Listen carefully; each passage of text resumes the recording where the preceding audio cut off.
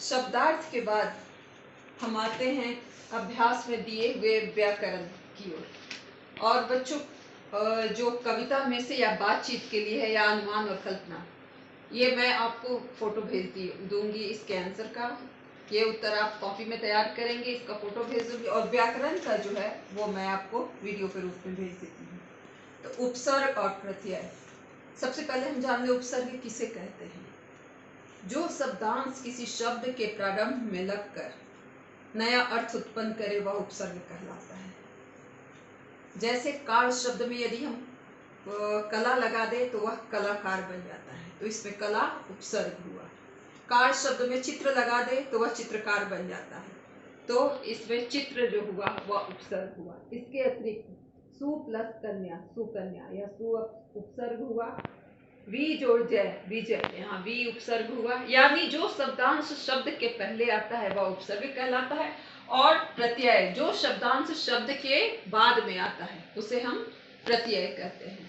जो शब्दांश किसी शब्द के बाद में लग करके उसका अर्थ परिवर्तित करे वह प्रत्यय कहलाता है।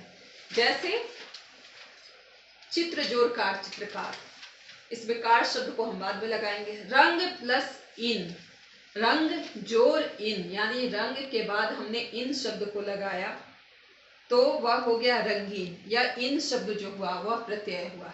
सब्जी प्लस वाला, वाला शब्द जो हुआ वह प्रत्यय हुआ। तो इस तरह से जहर प्लस ईला जहरीला, तो यह ईला शब्द जो हुआ प्रत्यय। तो ये हुआ उपसर्ग और प्रत्यय। अब आइए हम इस पर ध्यान दें। अकाल, और जोड़ काल, अकाल यानी अ उपसर्ग और काल मूल शब्द हुआ। ग्रामीण, ग्राम जोड़ इन, ग्राम मूल शब्द और इन प्रत्यय हुआ। अब आते हैं पर्यायवाची शब्दों की ओर। एक शब्द के अनेक अर्थ पर्यायवाची शब्द कहलाता है, या एक शब्द का समान अर्थ जितना भी हो वह भी पर्यायवाची ही के अंतर्गत ही आता है। जैसे नभ, आकाश, गगन, अंबर, व्योम, इसके अलावा आसमान भी होता है। तो ये सारे जो हुए वह आकाश के पर्यायवाची, नभ के पर्यायवाची आकाश, गगन, अंबर, व्योम, आसमान। सर्प, सांप, आही, भुजंग, इसके अतिरिक्त एक व्याल भी शब्द होता है। व्याल भी सांप का ही पर्यायवाची है। जतन यानी कोशिश, प्रयास, जतन यानी उपक्रम।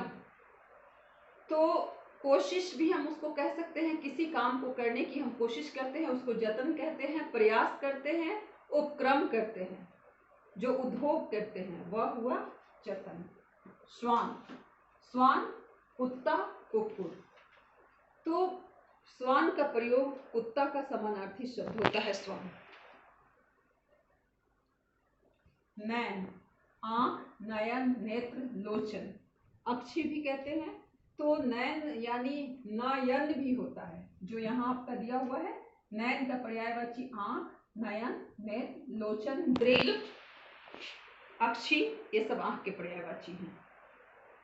अब आते हैं विलोम शब्द की ओर।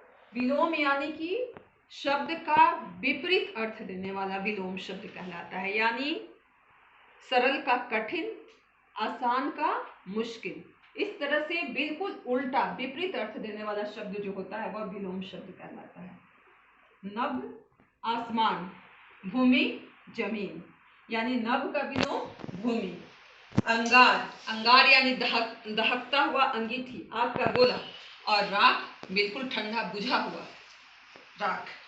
छाह यानी कि शेड, पेड़ के नीचे का ठंडा शीतल स्थान।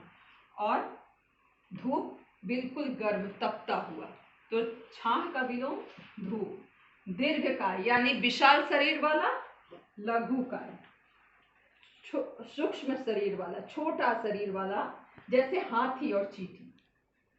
ग्रामीण, गांव में रहने वाले को ग्रामीण कहते हैं। शहरी, ग्रामीण का विलोम शहरी, जो शहर में रहते हैं उसे शहरी कहते हैं, जो गांव में रहते हैं उसे ग्रामीण कहते हैं। सांझ यानी शाम, सुबह, प्रातः को सुबह कहते हैं, तो सांझ का विलोम हुआ सुबह।